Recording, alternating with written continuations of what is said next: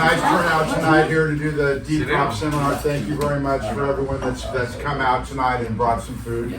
Aaron's going to do a seminar for you guys tonight, and is a very knowledgeable local angler here. We fished the bass did for years, and he's gone from bass to swordfish, which is quite a jump from one to the other, but he's done very well at it. So, Aaron, it's all you, bud. Have a great time. Cool.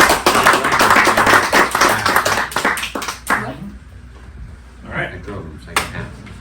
Like Jimmy said, I'm Aaron. I own Real World Angling, Instagram, website, all kinds of stuff. I started fishing here like 25 years ago on the freelance with Donnie, and worked for Donnie for a long time, and then started fishing bass tournaments, and if it swims, I fish it. So swordfish was definitely the latest obsession. I got a lot of stuff that I want to cover. I don't know how much time I've got, but we'll get through it. If you guys have any questions, shout out, raise your hand. Super informal. But that's everything that I want to cover essentially. The fish, your tackle, wind-ons, baits, where to fish, rigging, electronics, your bit, now what do you do? Plus bycatch, which I don't think a lot of guys talk about here, but we have some really cool bycatch as far as blackgill and opa and other cool stuff. But so swordfish, that's obviously what everybody wants to catch. One of the only big game fish found all the way around the world in tropical and subtropical waters. They live about 9 years according to the studies. They don't start reproducing until over half their life is over though. And they grow to over 1,200 pounds. So these things get massive. We don't seem to see as many big fish here. It seems like that 800 plus stuff is Chile, South America, that area for whatever reason. They are extremely fast. There's some really cool videos of those things attacking baits at over 50 miles an hour. So they are super fast, even though they're big and they're clumsy eaters. They don't have any teeth, they have no scales, they have leather-like skin. Our fish here are migratory. I think they're more migratory than the East Coast group of fish, the guys that fish the Atlantic and those fish. Our fish are Central Pacific, they swim from Hawaii and they come up the West Coast. That's all stuff that I've learned from the guys at Flager, and my buddies worked with them for like 15 or 20 years. So I've been very privy to and blessed to get a lot of information from guys, so I pass it all along. Through all the studies, those fish live in that 64 to 72 degree water most of the time. They definitely can live deeper and deal with the extreme heat and the extreme cold. You know, all the stick boats, I mean, those things are stabbing those things in 78 degree water, 76 degree water on the surface. And then you've got videos where they're attacking stuff at oil rigs and stuff like that on the very bottom of 2,000 feet. They have a heat exchange system, which is really cool. It heats their brain very, very hot and their eyeballs so they see better in that deep water. And the only thing that eats those things are us and makos. They really have no other natural predators. If you've never found one on the surface with its motor chopped off by a mako, it's pretty cool to see. So, as far as reels, first, no graphite frames. I've seen too many break and pull, and they're just not built for it. I personally fish Makairas, 50s and 50 wides. I think 80s are 100% unnecessary here on the West Coast. We're not fishing the bottom. If you guys fish internationals, Talicas, Tiagras, you know, pick your poison as far as that goes. I really like my Makairas. One of the biggest reasons I like my Makairas is because Okuma developed this rapid crank. So it's a real attachment that goes on just for winding up your weight. It's not meant to fight your fish or anything like that. But what's nice about this is, unlike the real cranky and the rapid crank and some of the other ones, this actually locks on to the arm of the reel and then pushes your reel into low gear automatically. I've been fishing this thing for like 2 years, and I won't ever go without this ever again. I'm not a big fan of the electrics myself. I know a lot of guys like the electrics, you know, Seaborgs and Sea Powers. They're the affordable ones. The nice thing about those is they do still have a handle. You can manually fish them. I know Dwayne fishes nothing but seaboarders and Pinnacle Sport Fishing down there. That's his reel of choice. You got the LP guys. They're a huge price jump. They have no handle on them. They are electric only, and they're definitely the reel of choice for the East Coast guys. We don't need to fish a full spool of 3,000 yards like an LP takes. It's totally unnecessary. And then there's Maya Epoch, which is a company I'm not super familiar with. I know Serge from Swordfish Gear. He's a big supporter of them. They have some manual electric stuff and then some just electric only. One thing I'll say, just because the IGFA tournament's coming up, the Seaboards, the Sea Powers, they're not IGFA legal for that tournament. You have to have a detachable device. So if you're gonna fish that tournament, your Sea Powers, your Seaboards, all that stuff, you can't use them. So as far as rods, I fish nothing but dial-less Seaboard rods. I think bang for the buck, they are the way to go. Everything I fish is 7 foot heavy or extra heavy.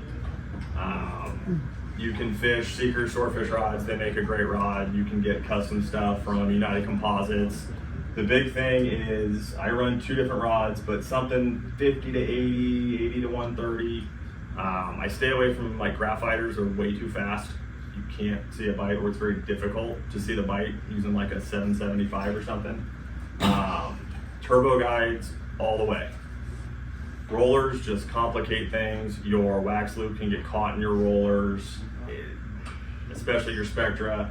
They're totally unnecessary. My tip rod, I definitely go softer than my buoy rod. The buoy creates a ton of drag, and I'm not nearly as worried about seeing a bite with the buoy. I just want to see the buoy fall over. I don't need to see the little tiny tap taps. I like the Winthrop butts. You can get that rod either way with either the Terminator adjustable or just a number 2 AFCO. The Terminator is more expensive, but it allows some flexibility. Like, I like to fish stand up. Not a big rod holder guy. If you are, great. I prefer to fish stand up gear. So I really like that Terminator butt, being that it's adjustable. Those rods are about $500, so they're super affordable. Any questions? Same length for both the tip rod and the buoy? Yeah. Yeah, I mean, you can, most of you guys probably have a rod in your garage that would work. You don't buy new stuff. Like a kite rod, maybe? I've just found out, what's that? Like a kite rod, maybe? I think it's probably too stiff. Like I said, I don't like to fish anything. We can pull on this thing later. I'll show you guys, I got a video at the end of a fish biting on one of our custom rods that we built, which was a Range Shadow 70XH. I want to say 6 off the butt. Yeah, look at this back. But you'll see fishing like 7 pounds of lead. It's got a nice bend, and you can see just the subtlest, and then you can see really strong bites. So, like I said, the tip rod's the one that I'm most concerned with. The buoy rod, you could almost fish anything. And that's also going to go down to how much drag you want to fish and how hard you want to pull. So as far as line goes, 2 schools of thought. I fish nothing but hollow. I only fish Iser hollow on everything. You can fish solid. The solid is going to have less drag in the water, being that it's going to be a slightly smaller diameter, but I think it's really negligible here. If we were on the East Coast fishing the bottom at 1,800 feet, 2,000 feet with the current and 3 knots of current, I think it would be something to look at more. I fish 60-pound hollow on my tip rod, which I think is probably light for most guys. But I fish 60, and then I fish 80-pound on my buoy rod. The main reason why is I always use hollow. I whip loops and everything. We want it to be as seamless and streamlined as possible. Everything is 8 carrier minimum. Don't save money and buy J-braid 4X because it's 20% cheaper. When you put 8 pounds of lead on that thing and drop it and try and control it and everything else, you're just gonna shred your thumbs. The Iser multicolor is new the past couple of years. It's really, really nice for the tip rod especially. You don't have to go through and mark your line. It's pre-marked every 100 feet. So before this, you had like Power Pro made their depth hunter. It's every 25 feet. At 900 feet, it's 36 different. I can't count them all. I'm trying to put the book here. I'm sorry. I just, So Iser does 100 foot. Power Pro, they do make a new same thing, an offshore depth hunter that's every 100 feet. I just fish Iser. Made in the U.S. I fished it forever. I don't think there's any better spectrum. So, and I think if you want to fish 80 or 100 here and jump up instead of what I do, I don't think it's going to make much difference. Like I said, we don't have 3 knots of current. We don't have to deal with a lot of the problems everybody else fishing swordfish does. I think we're really lucky that we get our fish from like 1,200 to 2,000 feet, and we don't have near the current issues and the bad weather that the East Coast has.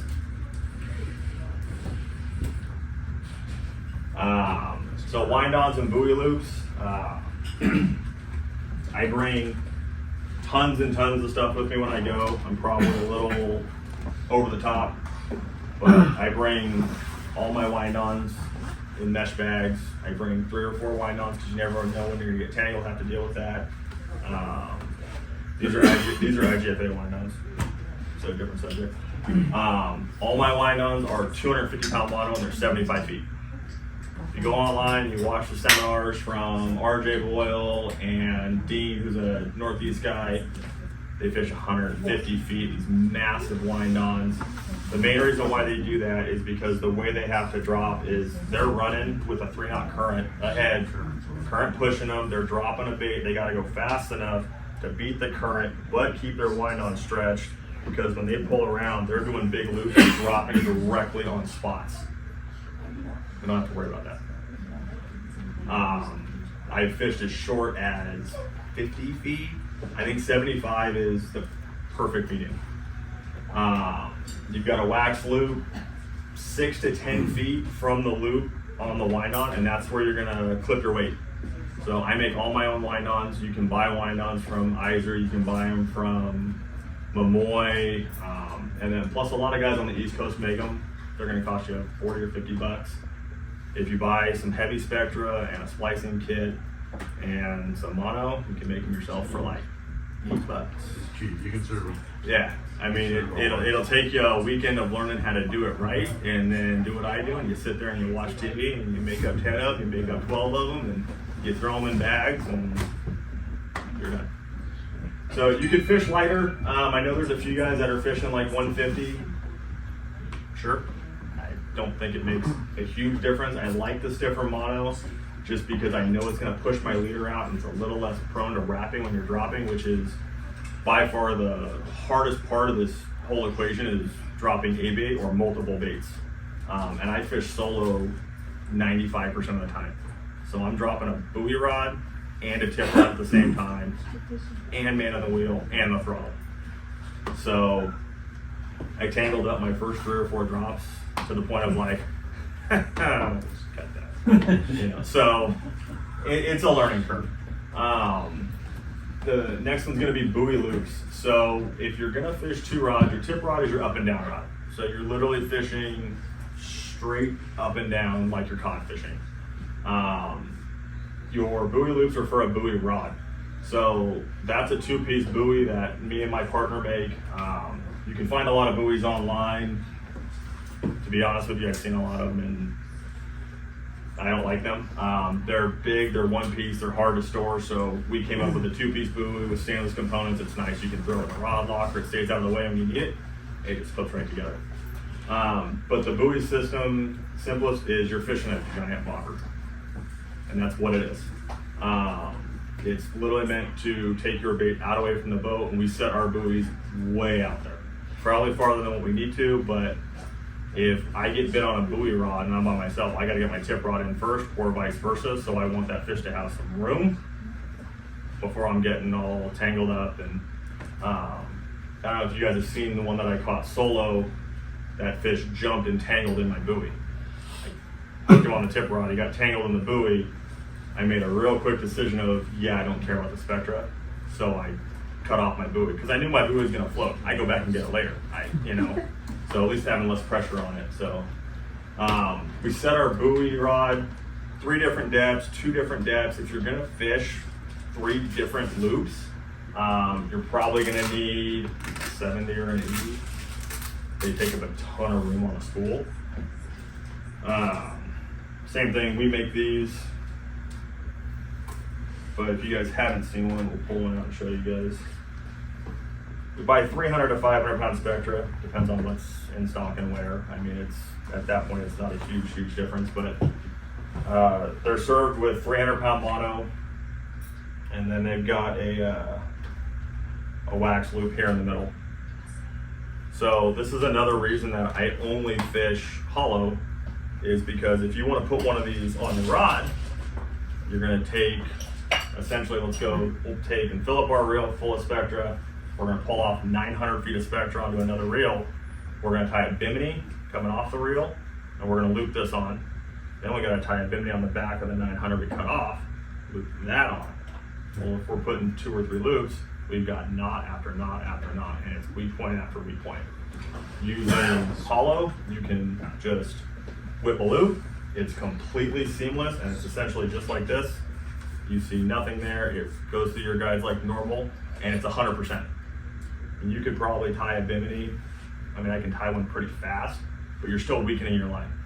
And again, these fish are going to expose any weakness whatsoever when you hook one.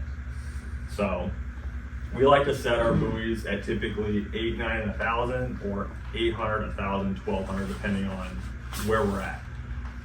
The reason I don't do mine in 100-foot increments is because if I run out and I'm fishing like the 14 and I see a whole bunch of bait at 900 feet, I'll fish my buoy rod at 800, because you got to remember, you got your weight sitting there at 800, but you got 75 feet a leader. If you don't have much current, your bait could be sinking down below your weight. If you got a ton, it could be sinking there. So you technically could be fishing anything from like 775 to 850. But then I can control my tip rod of exactly where I want my tip rod to be.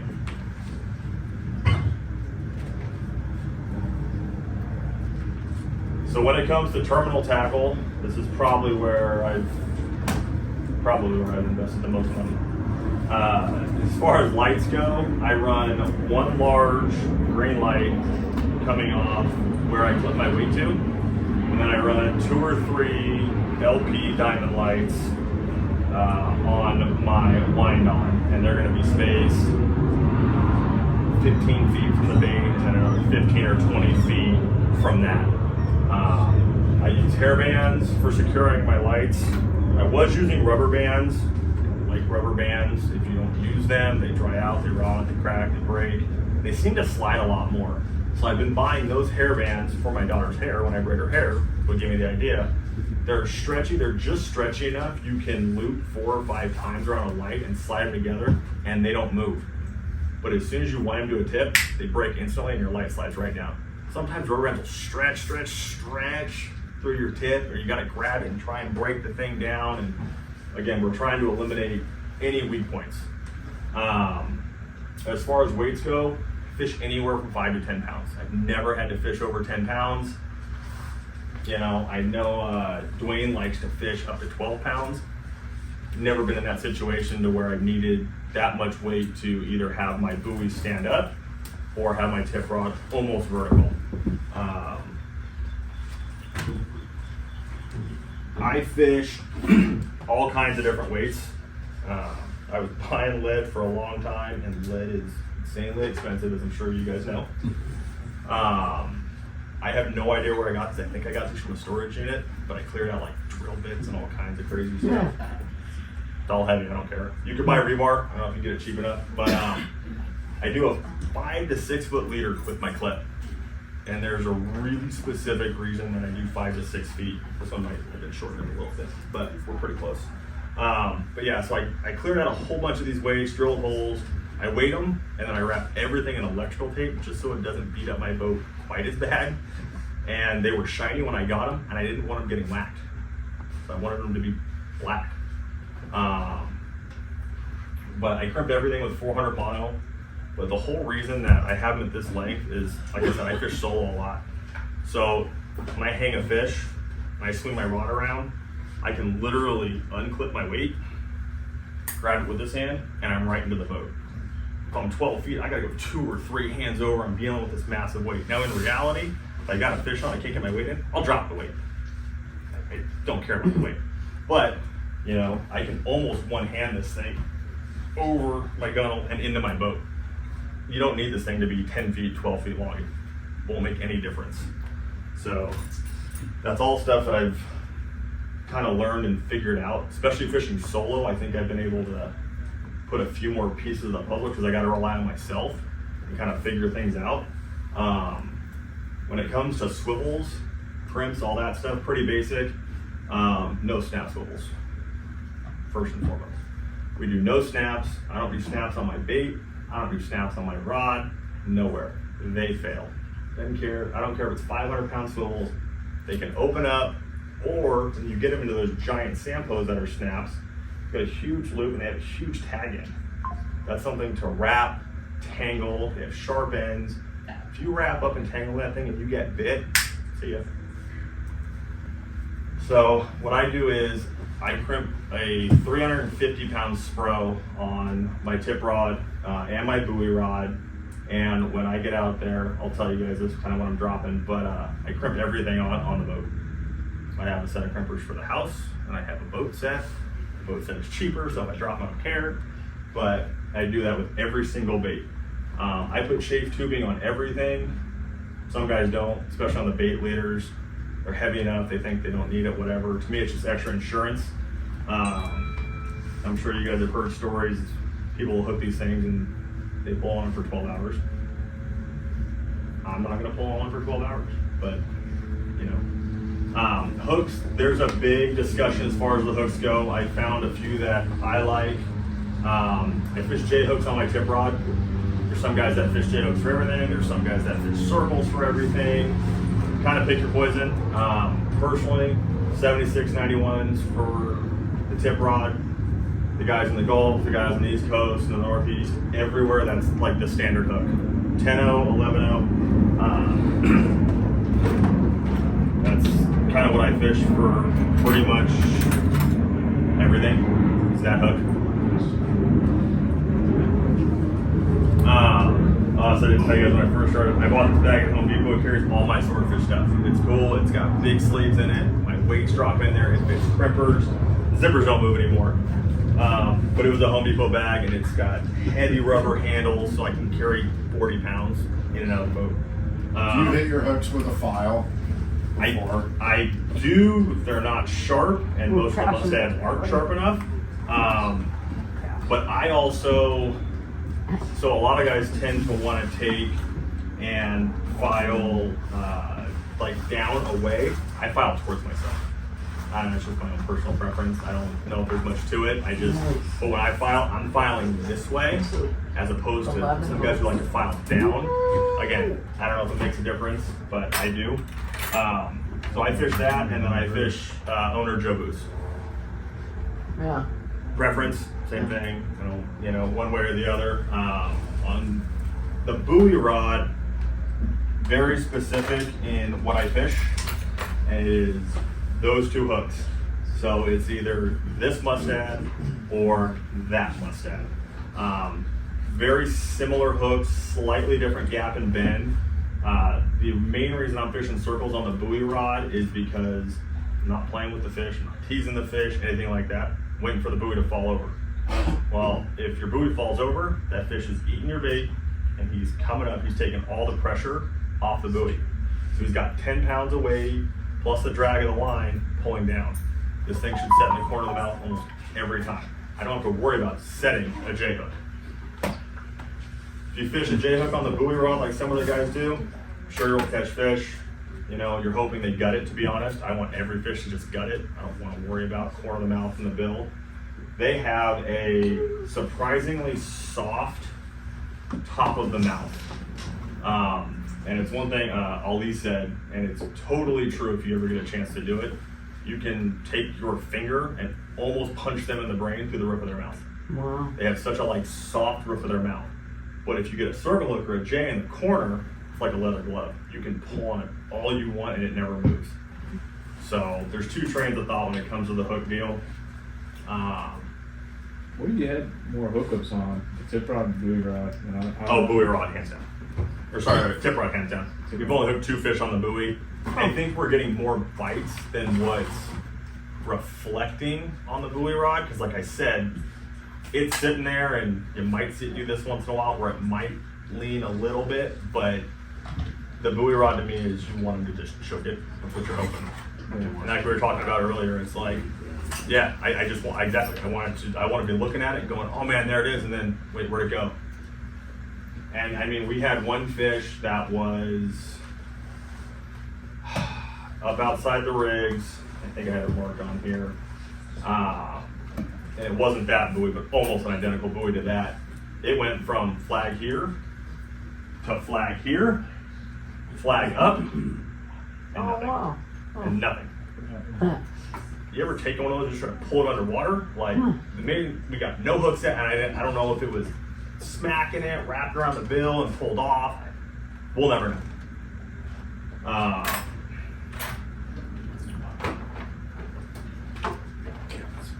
This is probably the biggest preference as far as baits.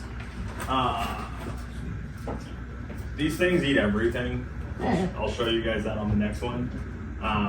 Squid is the most popular. I know most guys fish squid. 90% of you guys have probably fished squid, or people are telling you to fish squid. But I fish eels. So that's a picture of an eel. I had to cut it off, but I rigged that eel 2 years ago on a Jobu. I fished that thing like 6 trips and probably had 10 bites on that same eel. Literally a rod just banging.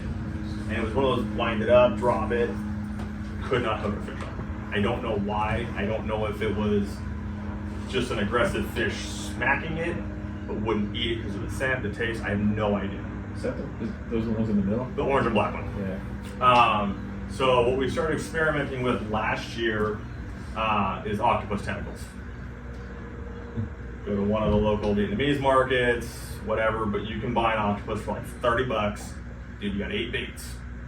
And if you have to chop one up, then you only got 7, but you got 8 baits. It's cheap. You know, the big squid you can buy at a lot of our local markets. We're really fortunate that you can do that pretty much year round.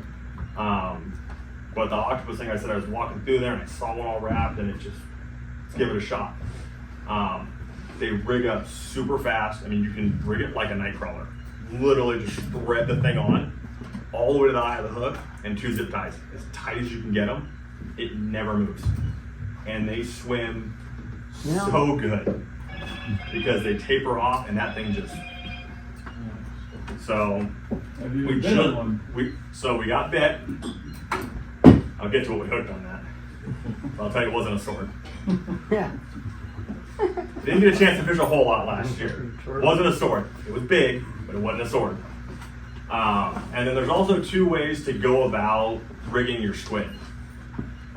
So there's like the traditional all the way back, which is what like the booby trap guys do and the Gulf guys. A lot of these guys, they come up through the mouth and they'll run copper tubing or whatever and thread their leader all the way down and they stitch the whole thing on.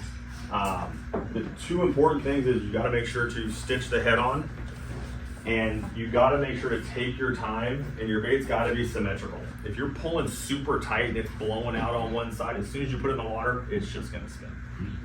It's trash.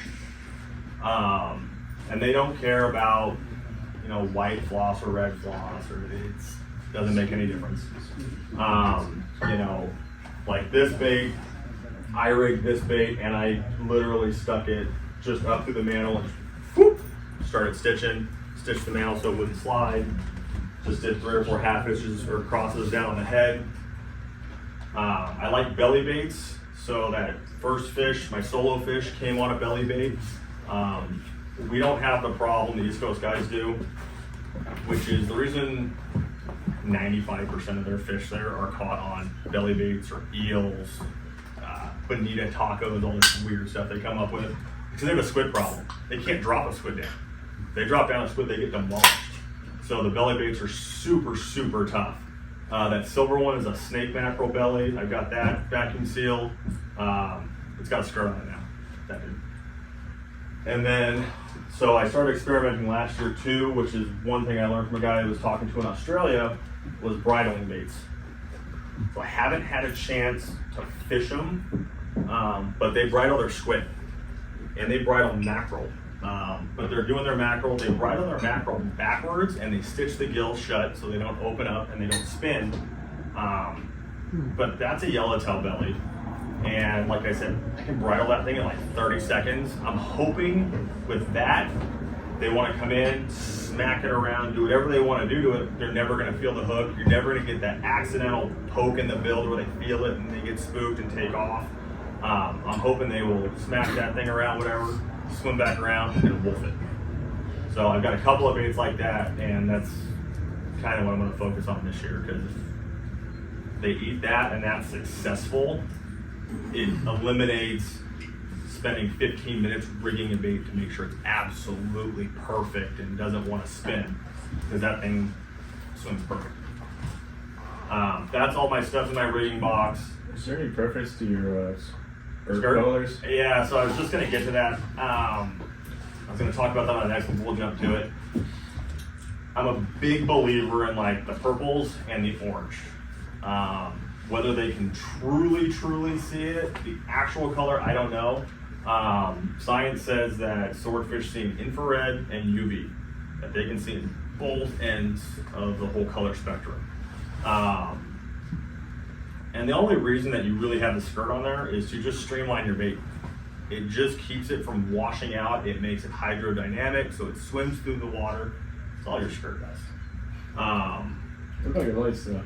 Do you preference for color? So lights, I do. I typically run a green and a disco and then a green for my weight. There's probably something to be said for red. Again, the only thing that I don't really fish is blue.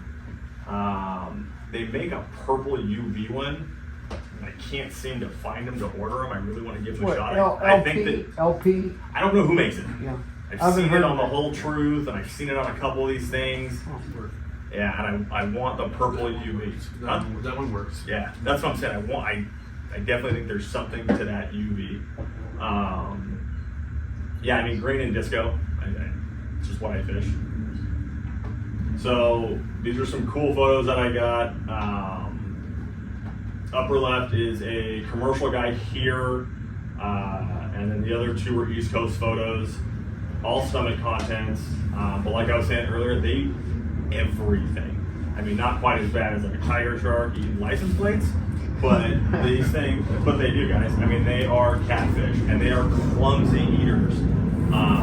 You know, the fish on the East Coast, you'll see them every once in a while, they'll catch what they call as a pumpkin. The meat is orange, like orange, like a pumpkin. And it's because of the shrimp that they eat. It's this special species of like this really orange shrimp, and it translates into the meat. If you guys don't follow Nick Stanzik on Instagram or whatever, do follow him. This stuff is so cool. I mean, that guy is like the godfather of the East Coast sword fishing. But squid obviously is the main diet. We all know that. But they eat all this random stuff. These little candle fish, and you know, this commercial guy.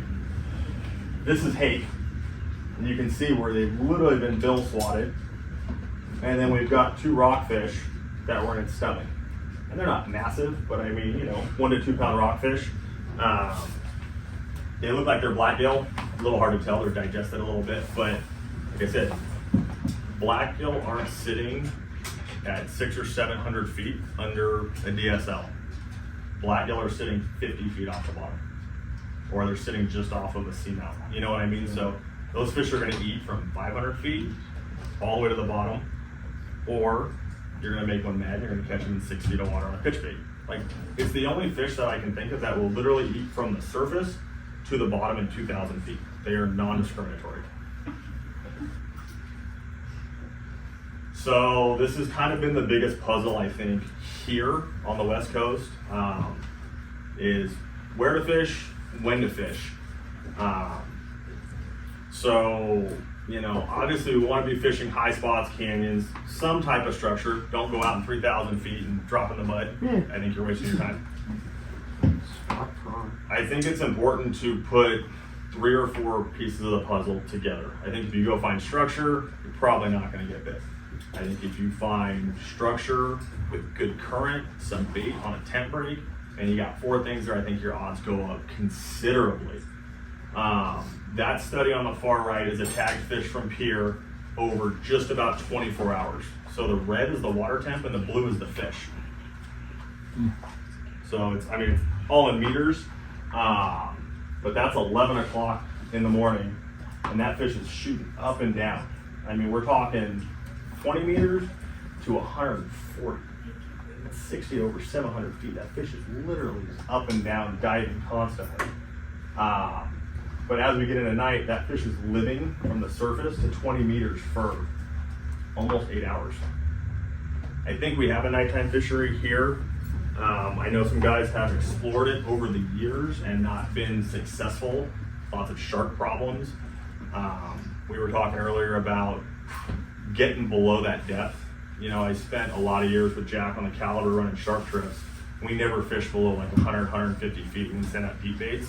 I think if you were to target that 200 or 300 foot range, you could probably be successful and minimize your sharks, but that's for a whole other. Finding bait, I think, is super important. You know, you'll find the DSL, which we'll go over, but I think finding the DSL, and if you can find some solid actual bait market with that, again, we're just trying to stack the odds in our favor. I think we also have a year-round fishery here. My boat partner does not agree with me in the least. I 100% think that we do. That chart in the bottom right is actually the Angling Club's aggregate catch chart from the 40s to almost 2020. So you got to take that with a grain of salt as to what I'm specifically talking about, because prior to like 2018, there was no deep drop. That's all 99.9% surface caught. Right. But that still tells us a little bit of a story. I mean, we've talked, not a lot of guys are fishing in July. There's obviously fish here. You can't catch them on the surface. They didn't just drop in from the sky. They swam here somehow. So there's got to be fish here. You know, obviously September, October, November has traditionally the past like 5 or 6 years been what guys consider the hot months. That's kind of our season. I know we've caught some fish into January before, and there's always token fish caught here and there that's no one talks about. It's hush hush. But I definitely think fall is the right time. Fishing around the moon seems to be slightly more productive, possibly just because either it's concentrating the bait in the new moon or the full moon, and then obviously tides. This is my Navionics chart. I got a lot of spots. Sorry, it's like chicken pox. But Nice. like 900 spots I gotta start deleting. But so this here is outside the rigs. You got the big shelf out here. That's where my solo fish came from. I've gotten more bites there than anywhere else that I fished. Now, if anybody sees me out there in my Ranger, give me some room. Crowd. But that is where I've gotten more bites, and my boat partner has had like half of his bites out on this edge, and then on this side here. I got a good friend who fishes these things a lot, way more than I do. He's retired. He's got like 25 fish the past 2 or 3 years. No one knows who he is. He doesn't talk about it. He fishes outside the rigs and he fishes the A-bank. Those are the only 2 places that he goes. Now, a lot of that has to do with time. He fishes 3 or 4 days a week. We all have jobs and we're regular people. You can't do that. So we got to maximize the time on the water that we have. But here, you know, following this ridge here, obviously the 14, I know that's one of Bill's favorite spots to fish. And then our Newport Canyon is close. I mean, I don't think there's very many places in the world where you have a shot at a 300 to 500 pound fish 3 miles off the beach. Lots of fish come from Newport Submarine Canyon. You guys drive around, find the bait, you know, find some things and find the structure, but that's probably one of the most productive close spots. And that's not to say you don't catch them on the A-bank, you set it and circle it, and guys aren't catching them down the 277. You know, you guys fish a lot of other spots. Everybody has their spots and their preferences. I know a lot of guys like to fish the 43. I run a 22-foot center console. I'm not running to the 43 to drink around all day. It ain't happening. So I just won't do it. How long do you set up, like, if you're gonna hit the canyon? Like, So a lot of it to me is depending on what time it is, what the tides are, and then what my drift is like. So I didn't get to experiment with it too much last year, but you know, I have a trolling motor on my Ranger. My boat's super versatile. I'm really lucky. I decked it out. I have like heavy duty back rod holders, and I put massive transducer in my boat. It's set up. But I want to use my trolling motor to really start working some of these ridges. Now, most of us are at the mercy of the current. You know, guys are like, oh, I want to go out and fish the 14 or whatever. So, you know, if the current's ripping down the beach, you can't start down here because you're drifting off the bank. So we're starting here and we're letting the current do whatever it wants. Me, I want to start using my trolling motor and I want to put in here. I don't care if I got a ripping downhill. I want to put in here, put my trolling motor on 5 or 6 and drive. And literally super slow troll a bait. I think you can work a lot more effectively doing that. But again, it's time on the water, turns of the handle, you gotta put in the effort. And it can be very discouraging. You can go literally 10 trips without a bite. Like, I don't know if I mentioned it earlier, but there are 2 well-known charter captains that have been fishing the past few weeks, more than a few weeks, I think, over a month, that are 0 for 25 on bites this year. Literally, and these are 2 of the guys that are the guys. I'm not gonna name names, but they are the guys. So, and they're telling me, dude, we've got temperature, we've got bait, we've got current, we have everything that should be there for the puzzle to come together. No fish. So like I said, it's just stacking odds in your favor, time on the water, turns of the handle, you know. What's that? Would you say like statistically, at least I've found, it's interesting how often my bites will come early on my drop, then longer in the duration of my drop. Have you experienced that at all? So, Understand the question? yeah, I get it. Offhand, I can't think of getting bit straight away. Not straight away, but just earlier in the drop. Yeah, I agree with you. I would say, I mean, in the earlier half of the drift for sure. Yeah. And I don't know if that's setting up on the spot and we're in the zone and then quickly out of the zone, or you know what that's attributed to. You know, my boat partner ran out. He has his boat, a fishing partner. Last year he ran out to fish this inside stretch, and you know, we're texting back and forth, and he's like, oh, I'm just setting baits. And I don't know, 10, 15, 20 minutes later, whatever it was, I'm getting a video. Dude, I'm getting a bite. I mean, bait down for 5 minutes. Dude, I wish I could get bit like that. But, and I start to think, was he in the exact right spot? Was that fish just cruising by? Are there a bunch of fish there? Like, we're really good at, if he gets a bite, he hits it on his Navionics and he takes a picture of his graph and sends it to me. And I mean, I got like 50 shots back and forth between us because it's like, dude, what'd you get bit on? What are you looking at? I want to know. I want to see. Sure. Like I said, I think it's a huge part of it is sharing information to help bring everything together so we can make it a more consistent fishery. 2 fish within 10 minutes. Yeah, see, 2 different times. Yeah, I just see. wonder. We've had a fish after 4 hours. I was hand pulling it up and got bit on the hand. like I said, That's And pulling it up. Yeah. You real broke? No, I was at the weight 75 feet out. It followed it all the way up. Oh, really? Yeah. It went and huge. Tell them on the spread of the bill. and those fish will do that. I didn't put it in here, but I have. Oh, there's a link on. Oh, I no, got wait, a cool it's a video of those swordfish. things eating baits at the boat. Like, they will follow a bait. And I we've pulled done it out of that. the water. They'll The see it. captain ran out, threw it back in the water. It turned, ate it, and I was lit up. 4.5 hours. They are aggro fish. I don't think you can scare them. What's his name? There's another guy back east, but RJ Boyle believes in playing disco music.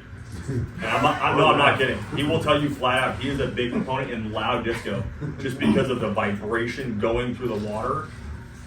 That those fish hear it, feel it, whatever, just to attract them to, hey, what's going on over there? They're like cats. Yeah, I ain't listening to disco music all that long, sorry. Like a freaking What? cat. Huh. Like a cat, really. Soft asshole They cat. play with it. The toy out there. 2 more shots, kind of the same, but just better topo shots. Like I said, you can fish all of our banks. You know, the San Diego guys I know like to fish the 43 a lot and fish the 9 and live and die on the 9 quite a bit. But to me, it's not just structure. Like, you've got a good solid break here, and then it just happens to coincide. You've got a good temp break here, right off the edge of the 43. If I was gonna go, these are older shots, but if I was gonna go fish tomorrow and I saw this, I'd be fishing the 43. I think I got 2 pieces of the puzzle there. If I wasn't gonna fish there, I've also got a pretty decent break up off the rigs out of Pedro. I'd fish that. So rigging, probably the simplest and most complicated thing at the same time, just because there's so many pieces. Let's see if I can do this without flipping that thing over, but.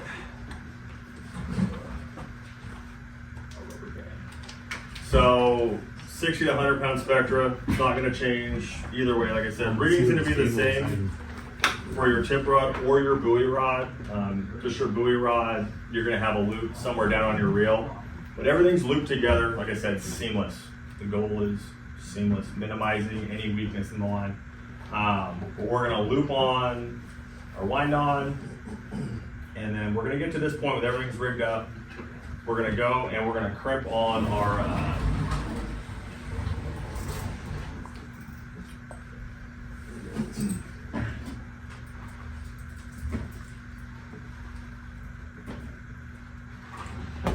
but like I said, everything's just crimped.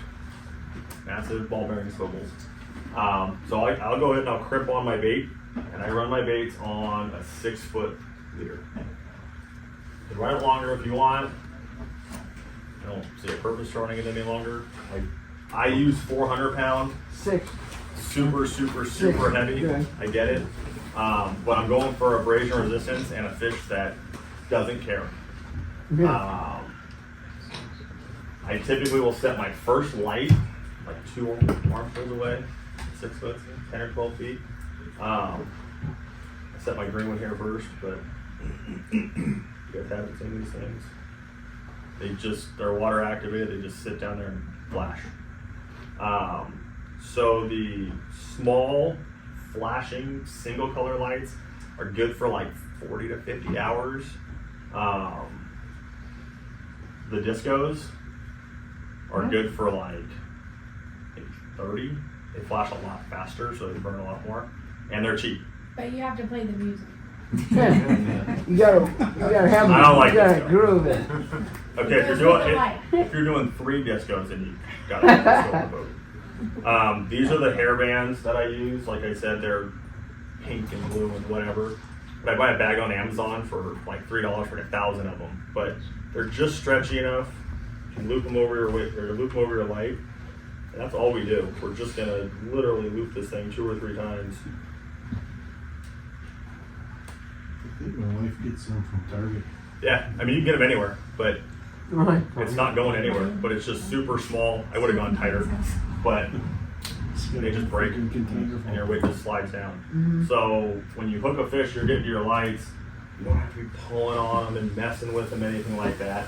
But we'll go all the way out to that. So when I'm setting a bait, I'll go ahead and put my bait in the water, get all crimped on. I'll set my lights. And I'm slowly letting my whole leader out behind the boat. I don't set my bait the way the guys on the East Coast do, where they run with the current, do this big swoop, loop, whatever. It's too much. I get my leader out, I get my weight on, my weight goes on the deck, and I'll run myself 1/4 mile, 1/3 of a mile from where I want to fish, depending on the current.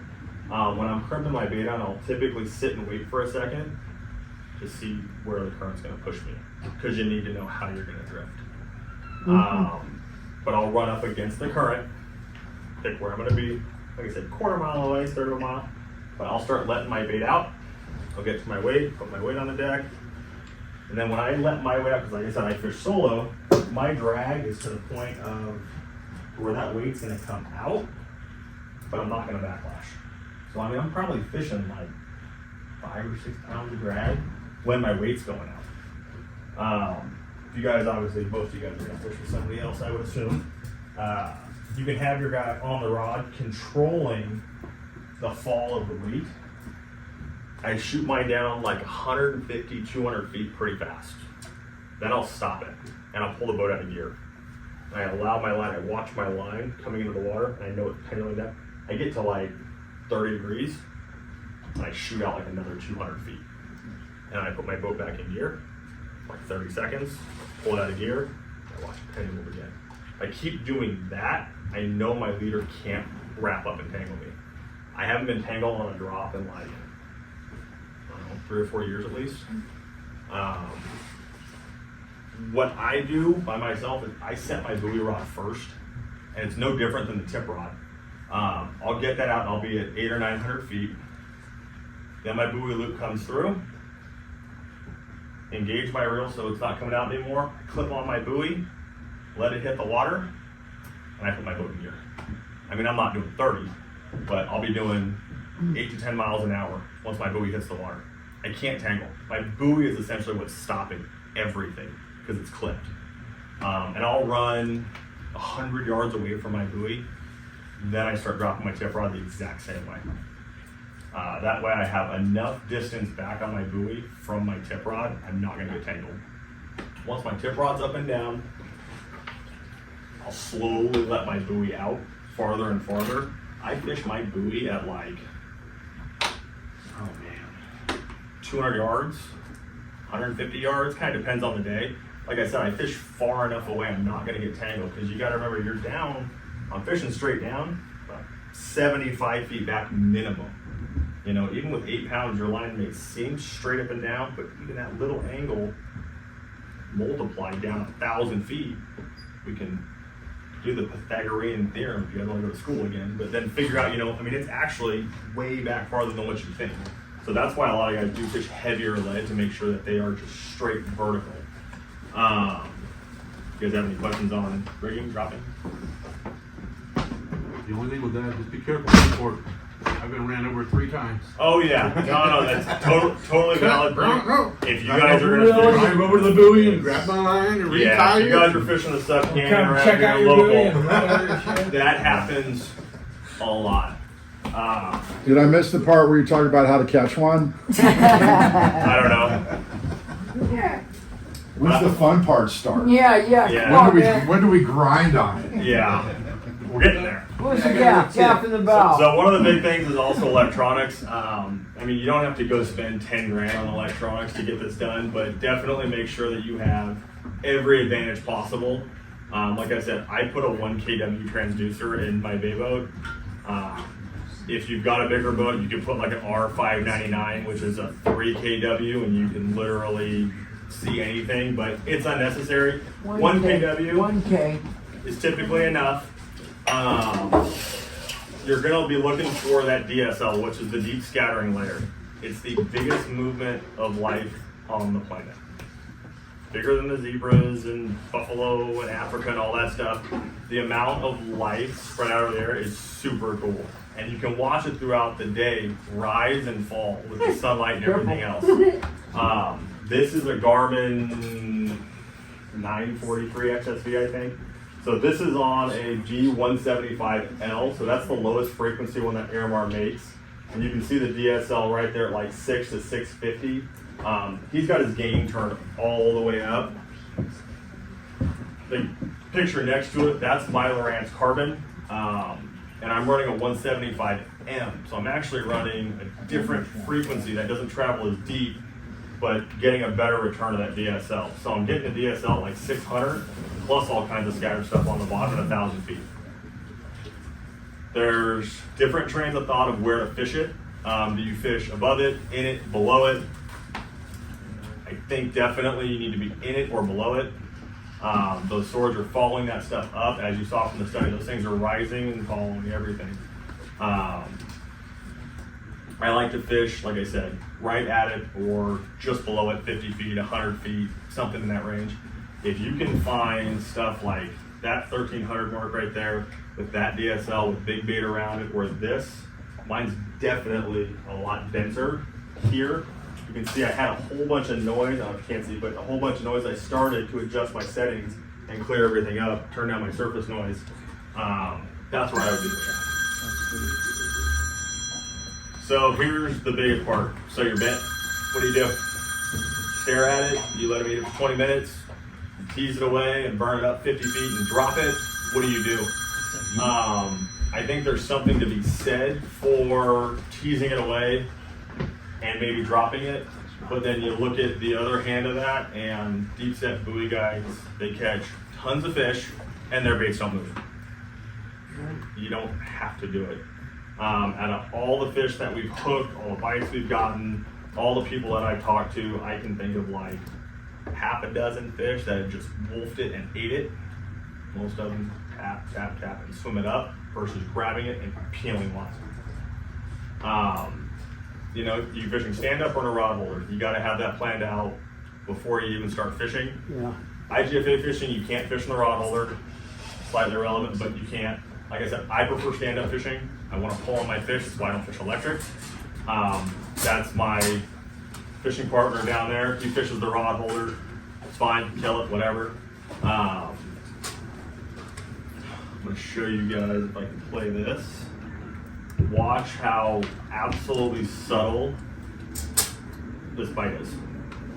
Like we're literally bouncing with the current, and you're just going to see the time. Oh, see the motion stop, and it's just dink, and just dink.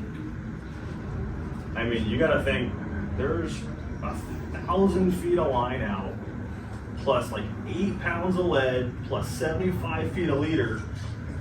And it's still making the rod tip move. That thing is whacking a bait hard. Yeah. So we didn't get that fish. Never hooked that fish. Then you also have light drag or heavy drag. There's two trains of thought. There's guys that are big believers in let's fish heavy drag. If we're gonna pull hooks, let's pull it early. I'm pretty much that train of thought. I fish like 24 to 26 pounds. Which is heavier. A lot of guys I know fish like 18 to 20, maybe 22 pounds. They don't want to pull hooks. They think they have soft mouths. I would much rather pull on that fish for 10 minutes and pull the hook than pull a hook 4 hours in. If I want to pull a hook, let's pull the hook now so I get another bait down. I think there's something to be said for putting the heat on a fish early and getting him up, taking your shot and sticking him. You miss him and he sounds and you're in for another grueling battle. I put this picture of that fish in there with a flying gap in his face and a tail rope on him. But I wanted to show you guys about the whole feeding thing real quick too. You guys see this thing bill?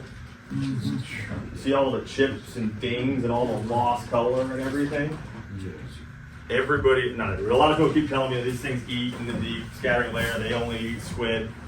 There is no way squid are chipping that thing bill. When I put that thing on the deck, there was mud on the bill.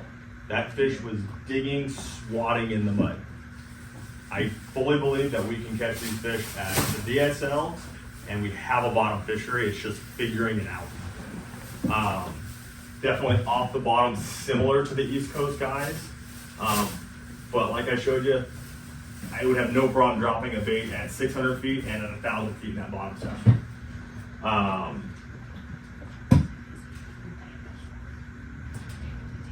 And then one of the coolest things, like I said here, is our bycatch. That giant blackgill came off the 14, and that's when I was fishing MP3000 because I was really trying to fish the bottom. I think I was fishing like 12 pounds of lead, just something absurd. I dropped down, I hit the bottom with my lead, I put the reel in gear, and the rod started shaking. Like, I didn't even have a chance to get off the bottom. Then we get a lot of big eyes. If there's anybody here who knows about pulling on a big eye, Jimmy can tell you a story. He caught one. What we've noticed, we've hooked a lot of these things. What we've noticed is the big eyes, when you hook them, they hang in the thermocline. They like to hang deep. Swords, we've seen them all over, this and that. I don't know if it's relevant to the whole species or whatever, but that photo in the bottom right, that fish was like a 12 or 14 footer. It had to be like 600 or 700 pounds. It was freaking gigantic. My buddy's skiff is 20, and it was 2/3 of his skiff, man. It was giant. And I pulled on that thing for hours, and it sat at like 600 feet for like 2 hours, and we could see it on the sounder, just doing this. it got to the point of, okay, put the boat in gear and try and slowly surf the thing up or break it off. And it was boat in gear, turn on the handle, max drag, like gliding it up. It was very disappointing. They have absolutely no food value. They are not good to eat. They are different than our common threshers that you guys catch here on the beach. They have gigantic eyeballs and they have a weird little notch in their head. Get them up, take a picture, let them go. There's some guys on the East Coast that kill them for trophy photos and stuff. I don't think that's cool. They're fun to pull on. I mean, it's a fish that will wear you out. Jimmy knows. And then we have Opa. I got that fish when we just first started doing this whole deep drop deal, like 8 or 10 years ago, when my buddy Paul, who works for Flager, was talking about the deep set thing and everything. Obviously, I had no idea with the right gear. I'm fishing an old Penn. Yeah, nice. 349 Master Mariner, Wahoo kit, old school. That was out in front of Newport in my little 16-foot skiff. I got that fish on a mackerel, fished at like 300 feet, 400 feet, just trying to figure out the whole thing. JD actually opened the Angling Club and weighed that fish for me. And his response was, "You caught my Opa." So, but I haven't heard a ton about those things being caught, but I definitely know we have somewhat of a fishery here. Longline guys get them, and The drift net. they absolutely are here. Same thing, just figuring it out. I mean, once we figure out swords more and more, that's where I'm going to turn my attention. I think there's enough of those things caught around certain things to kind of figure that out. I got a buddy in Hawaii who's a commercial guy trying to price some information. I don't know how relevant it is, but any information I think is good info. So, you guys have any questions? Because I'm done. Nice. Man. Well done. Bravo. Bravo.